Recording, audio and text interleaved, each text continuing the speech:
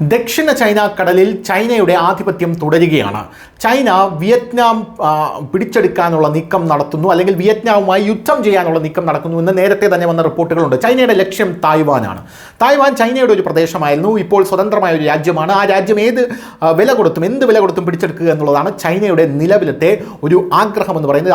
ആഗ്രഹം മാത്രമല്ല, ചൈന വലിയ ഭരണവിരുദ്ധ വികാരം ഇപ്പോൾ ചൈനീസ് ഭരണാധികാരികൾ നേരിട്ടുകൊണ്ടിരിക്കുകയാണ്. ആ സാഹചര്യത്തിൽ തായ്വാൻ പിടിച്ചെടുത്ത് ദേശീയത കത്തിച്ച് ജനങ്ങളിൽ നിന്ന് ഈ ഭരണാധികാരികളിലേക്കുള്ള ഒരു ഇഷ്ടം കൂട്ടിക്കൊണ്ടുവരാനാണ് ഇവർ ശ്രമിക്കുന്നത്. അതായത് ജനങ്ങളുടെ ശ്രദ്ധ തിരിച്ചുവിടാനാണ് ഇവരുടെ പ്രധാനപ്പെട്ട ശ്രമം എന്ന് പറയുന്നത്.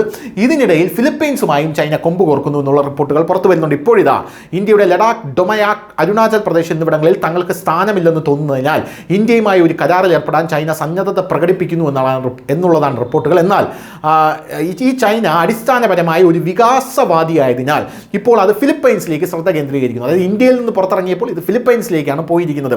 ഫിലിപ്പൈൻസിന്റെ പ്രത്യേക സാമ്പത്തിക മേഖലയുടെ 200 നോട്ടിക്കൽ മൈലിനുള്ളിൽ 150 നോട്ടിക്കൽ മൈൽ അകലെയുള്ള സെക്കൻഡ് തോമസ് ഷോളിലാണ് അതിൻ്റെ കണ്ണ്. ഫിലിപ്പൈൻസിനെ ഭയപ്പെടുത്താൻ 2 or 4 അല്ല 14 യുദ്ധക്കപ്പലുകളും നിരവധി ഡ്രോണുകളും ഉപയോഗിച്ച് ഫിലിപ്പൈൻസിനെ ഭീഷണിപ്പെടുത്താൻ ചൈന തുടങ്ങിയിരിക്കുകയാണ്. അതായത് ഫിലിപ്പൈൻസിൻ്റെ അതിർത്തിയിൽ ചൈനയുടെ ഒരു സംഘം അണിനിരന്നിരിക്കുന്നു എന്നാണ് അറിയുന്നത്. നിലവിൽ ഫിലിപ്പൈൻസ് യുദ്ധക്കപ്പൽ BRP സിയഗ ലാംഗ്രി ആഴം കുറഞ്ഞ വെള്ളത്തിൽ കുടുങ്ങിക്കിടക്കുകയാണ്. ചൈന അത് നീക്കം ചെയ്യാൻ ഉത്തരവിട്ടിട്ടുണ്ടെന്നാൽ ഫിലിപ്പൈൻസ് വഴങ്ങുന്നില്ല. ഇതോടൊപ്പം ഫിലിപ്പൈൻസ് സൈന്യത്തെയും നാവികസേനയും വ്യോമസേനയും അതീവ ജാഗ്രതയിൽ നിർത്തിയിട്ടുണ്ട്. മറ്റ് 2 യുദ്ധക്കപ്പലുകളും അയച്ചിട്ടുണ്ട്. ഈ രണ്ടാമത്തെ തോമസ് ഷോൾ യഥാർത്ഥത്തിൽ ഫിലിപ്പൈൻസിന്റെ പരമാധികാരത്തിന്റെ കീഴിലാണ്. 1999 അത് തങ്ങളുടെ യുദ്ധക്കപ്പലായിട്ടുള്ള BRP സിയറ മാഗ്രയെയും മറ്റ് 2 കപ്പലുകളെയും വിന്യസിച്ചു. അതിൻ്റെ നാവിക വക്താവ് rear admiral Roy Trinidad associated പ്രസിനോട് പറഞ്ഞത് അവരുടെ, അതായത് ചൈനയുടെ പ്രവർത്തനങ്ങൾ ആശങ്കാജനകമാണ്. ചൈന യുദ്ധക്കപ്പലുകളുടെ എണ്ണം വർദ്ധിച്ചിട്ടുണ്ട്, പക്ഷേ ഞങ്ങളുടെ പരമാധികാരം സംരക്ഷിക്കുമെന്നാണ്. മറുവശത്ത് ചൈന വളരെ വലിയൊരു പദ്ധതി ആസൂത്രണം ചെയ്യുന്നതായി തോന്നുന്നു.